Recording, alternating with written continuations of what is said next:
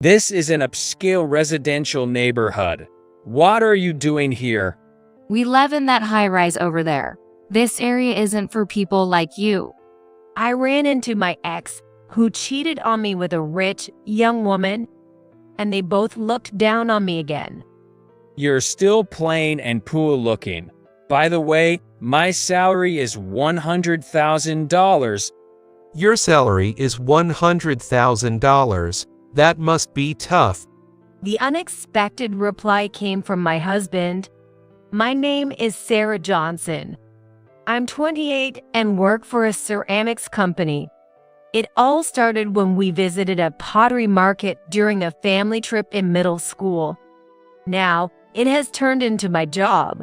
While I'm happy to have turned my passion into my profession, I've thought being single might not be so bad.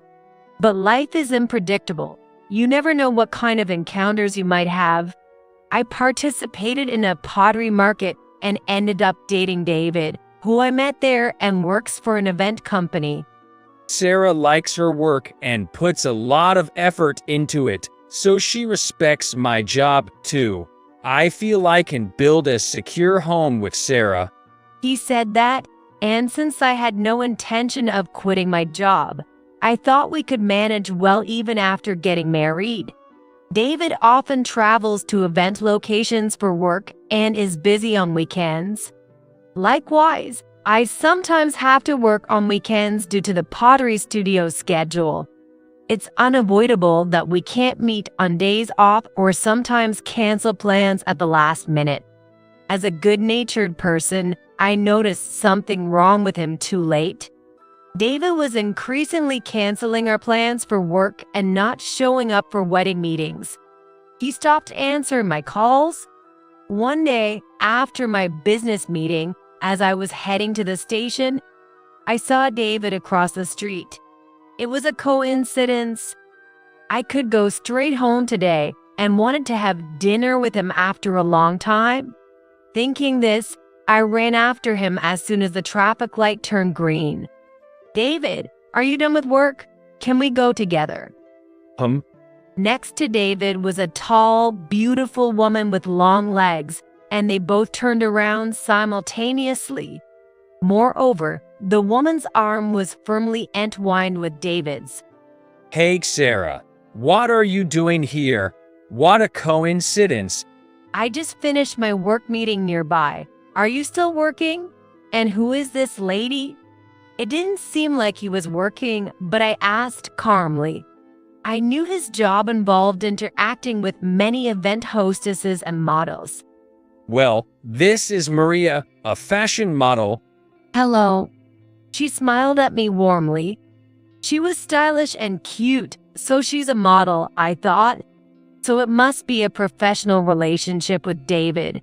I felt somewhat relieved. I didn't like seeing them arm in arm the whole time, but maybe that's normal for someone in her line of work. Hello, I am his fiance, Sarah Johnson. I greeted her, and David made a face like he had swallowed a bitter bug, while Maria compared our faces and then burst into laughter. Is this your fiancé? Ahaha, oh no, what a coincidence. Coincidence? I told you to hurry up. Now's the time, make it clear right here. Nodding to her upward glance, he looked at me. Well, Sarah, I'm dating Maria. Excuse me? I'm sorry, but cancel our engagement. I'm going to marry Maria. Wait, what are you saying, David? We met at a festival event and felt it was destiny right away. That's right. David really pursued me, saying he'd break up with his girlfriend. She spoke nonchalantly. So that's how it is. Thanks for everything until now. Wait, David. Let's talk this over properly.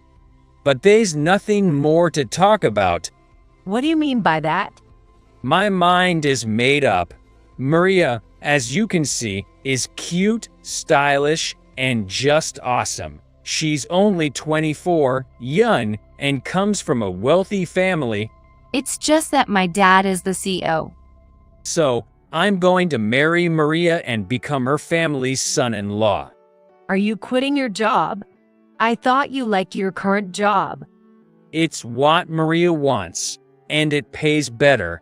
Please cancel our wedding venue. Don't worry, I'll pay for the cancellation since it's my responsibility. David, you're amazing. I just want to be with Maria as soon as possible. Wow, you're so cool. I nearly collapsed but managed to hold myself up. It was clear, no matter what I said, it was useless. She was right. David was more crazy about her. I understand. I managed to squeeze out the words, I must not cry yet. I don't want to cry in front of these people. Well, see you around. Keep working hard, getting dirty with the clay. What's that supposed to mean? They walked away arm in arm, laughing. 2 years had passed since I broke up with David, and I turned 30, still dedicated to my work. Now, I have no regrets about that man. In fact, I consider myself lucky that I didn't end up with a cheating spouse after marriage. I felt energized when the pottery I designed came out of the kiln. There was someone who noticed me in this state. It was John, a craftsman at the pottery studio I've been working with for years. I thought his mind was filled with nothing but pottery. I was surprised when he invited me to dinner and confessed his feelings on the third occasion. I respected him as a craftsman and was honestly delighted. However, carrying a significant trauma, I was hesitant to step into a relationship again. So, I shared everything with him. I had announced my engagement at work and to the pottery community, so he knew about the broken engagement. He listened quietly and then gave me his usual gentle smile. That must have been tough. Yes, it was. Actually, I was shocked when I heard you were getting married. But I thought it was natural for someone as wonderful as you to have a partner. And I blamed myself for not making a move. Excuse me? It was an unexpected revelation. When you forced a smile, saying your engagement was called off, I wanted to support you immediately, but I thought you needed time. I wanted you to keep making good pottery to help cheer you up. Have you been thinking about me for that long? And I might look it, but I'm quite popular. What? Maybe because my grandfather is wealthy. I've been approached by very beautiful women and have dated some, but I never felt thrilled by them. I enjoy working with clay much more. Is that so? He spoke earnestly and straightforwardly, not bragging or joking. As I found this aspect of him intriguing, he looked at me intently. Sarah, you're the first person I've ever wanted to make happy. While feeling a chuckle rising, my heart warmed up. I thought to myself, I'll be fine with him, and naturally said, I'm happy. Thank you. A year later, John and I got married. Everyone at the company and the pottery studio congratulated us. To keep working, we initially lived in 2 places. One was near the pottery studio, close to his family home. I had heard his grandfather was wealthy, but I was amazed by the size of their mansion. We live in a part of it. We've discussed eventually leaving my job to work together at the studio and live there full-time. The other place is an apartment near my company in downtown. The apartment still needs more furniture, so today we went to a nearby interior design shop. That's where the unexpected encounter happened. Not a pleasant one. As we were looking at sofas, a voice from behind said, Is it Sarah, the plain woman there? You're David. More than 3 years had passed, but I could not forget him. My ex-fiance David stood there with his wife, the model Maria. I knew they had married, as she had been flaunting it on social media and magazines. Yet, Maria seemed less charming than before, her expression harder, or maybe just different. I've also noticed she's been less visible in the media recently. David was smirking, but his face seemed to lack vitality. This is an upscale residential neighborhood. What are you doing here? Oh, do I need a permit to shop in an upscale area? You don't live around here, do you? This store is expensive, not for someone like you. Exactly. You still look plain and poor, just like your beloved Clay. I didn't expect an apology for the past, but I was tired of his condescending attitude. Right? If a tacky person like you comes here, it degrades the store. People might think we are poor too. Did you come all the way here? By the way, our home is in that famous high-rise over there. And it's on the 25th floor. Their bragging annoyed me, but responding would be a waste of time. I remained silent. Not liking my attitude, David continued. You still love pottery, huh? You look as poo as ever. By the way, I make $100,000. He moved into that tower for me, working as my father's son-in-law. $100,000. That must be tough. What? The sudden speaker was John.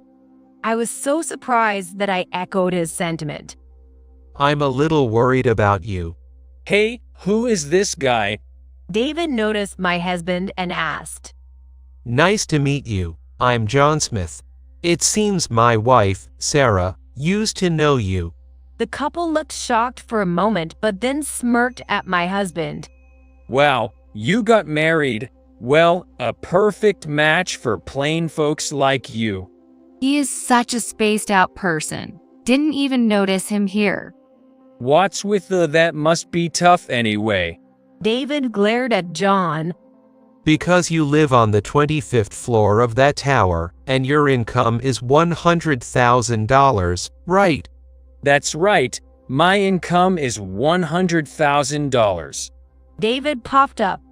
Seeing you all decked out in brand names, I can't help but worry. No offense. Are you mocking me? Just because you're poor doesn't mean you can make irrelevant remarks. Sadly for you, I'm not having any trouble. Is that so? Your wife doesn't look too well, though. Everything all right? Hey, Miria, what's wrong? Nothing. I'm okay. You wouldn't understand. A number like $100,000 is out of your league. What about you, making $10 an hour? No, I'm not on an hourly wage. I'm not employed in the traditional sense. I stay at home. So, you're unemployed. Sarah got married only to be someone's cash cow. Wait, that's not right. Please don't insult my precious Sarah. A freeloader husband has to defend his wife, I guess. You're jobless and yet so weird. They continued to look down on us, misunderstanding the situation. Sarah, let's go. We shouldn't bother with these people who have no future. Yes, let's leave. John took my hand, and we walked away from there. Pathetic losers. Don't come around here anymore. Don't pretend to be locals.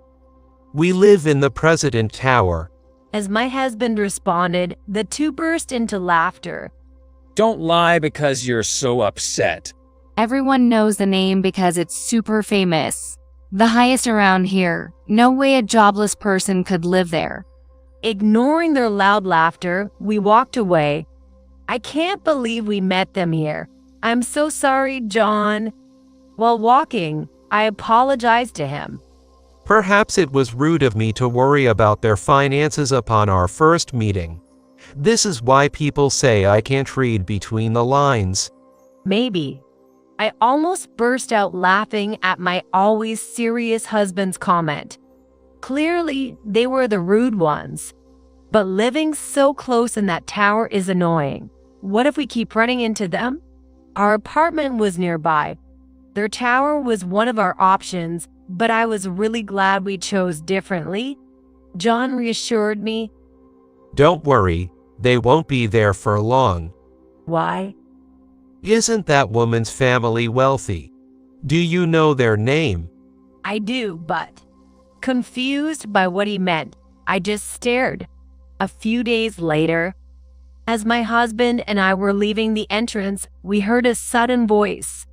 Seriously, you really live here? David and his wife appeared before us, and my eyes widened. Why are you here? Help us. What's the matter? I'm being kicked out of that tower Oh, why is that? because of unpaid rent. You haven't paid the rent? Well, that's understandable then. This really had nothing to do with us.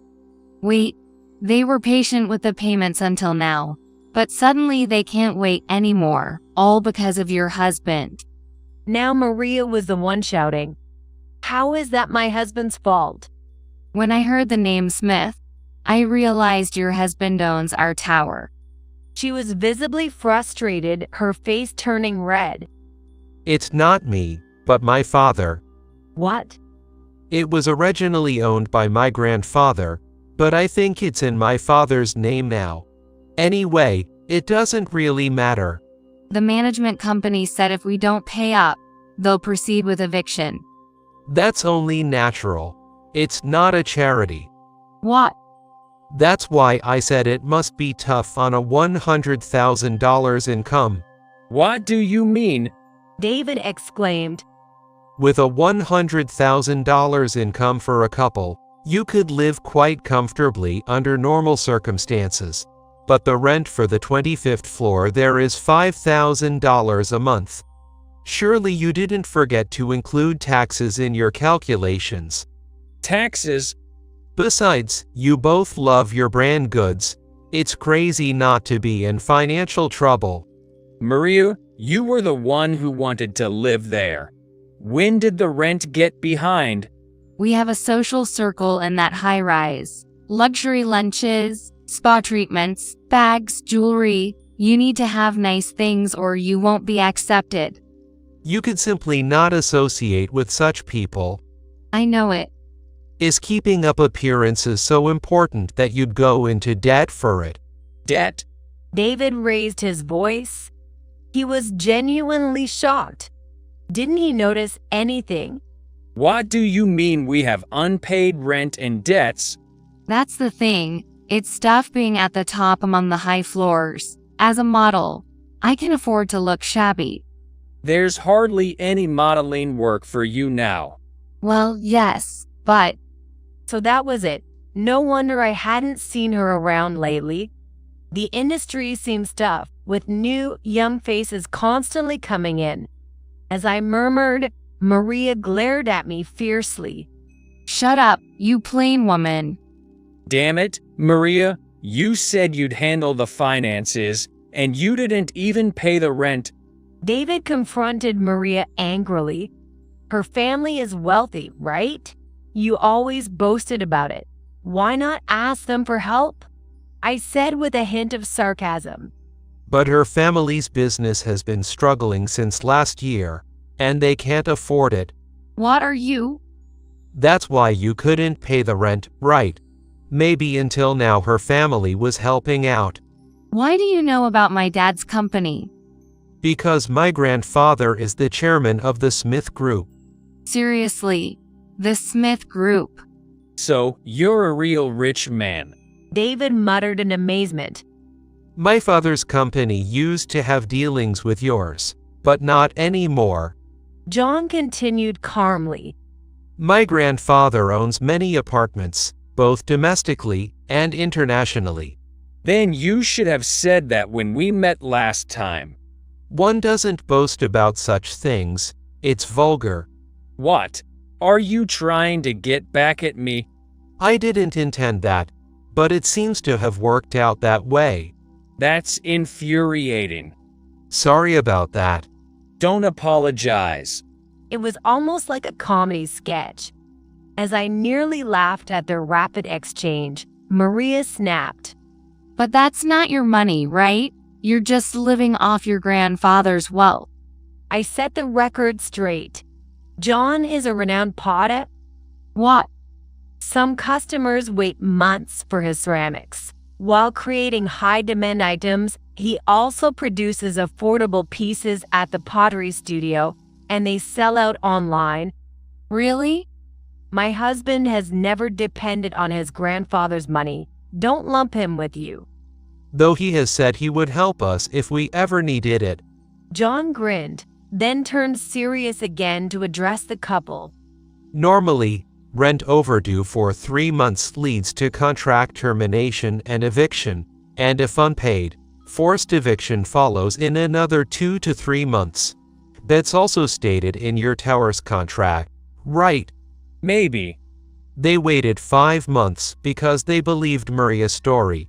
What do you mean? I heard that her husband is sick and has lost his income, so she was crying for the rent to wait. What, Maria? What the hell are you doing? But it was a lie, and there were debts from lavish spending. I've reported this to my father and grandfather. Why do you know about my debts? David was pale-faced, and Maria was nearly in tears. I looked into it myself. John said nonchalantly, I knew about the past from Sarah. We are happy now, and meeting them again was just a coincidence. So what's the problem then? But what did you say to Sarah upon this reunion? No apology, just looking down and insulting her. I couldn't forgive that. But I was genuinely worried about you. Living in that tower on a $100,000 income seemed concerning. Oh no. It's good that you found out before incurring more debt. John said this with a smile, leaving David and Maria speechless. what's with this air, acting all high and mighty? I admired his knack for speaking his mind. Yes, he's not being sarcastic. He's just speaking plainly. Is it because he's naturally a scion of a wealthy family, or is it just his personal character? I'm not entirely sure. I think it's more likely the latter. Hey Sarah, help me out, please. I'll apologize. Right? If you ask him, he'll surely help, won't he? Their sudden change of attitude was startling. Absolutely not. I also smiled sweetly, mimicking my husband. My smile was a bit mischievous. Your debt is none of my business. Exactly. Let's go, Sarah. Wait, don't go. Don't cut us off with a smile like that. Ignoring their cries, I walked away hand in hand with my husband. Eventually, David and Maria were evicted from the tower. Maria's father paid the overdue rent, but in return, she was disowned. Her family's business was in dire straits, and David's income had also decreased. Furious at her for wasting money just for show, her parents demanded she repay the borrowed rent and the debt they covered before returning home. Disillusioned, David was considering divorce, partly blaming his own indulgence and financial negligence. Maria, it turned out, had secretly borrowed money from dubious sources, now pursued by shady debt collectors. Meanwhile, my husband and I were discussing the next designs for our new pottery series, well received in the market. Items for family use, for partners to share, and for personal relaxation time. We want to gradually expand our range to accompany each aspect of life. Sarah, what do you think about the color here? Please take a look. Sure. I dream that one day, our future children will also enjoy meals on the pottery my husband makes. Today, in our beloved studio, we are surrounded by the scent of clay,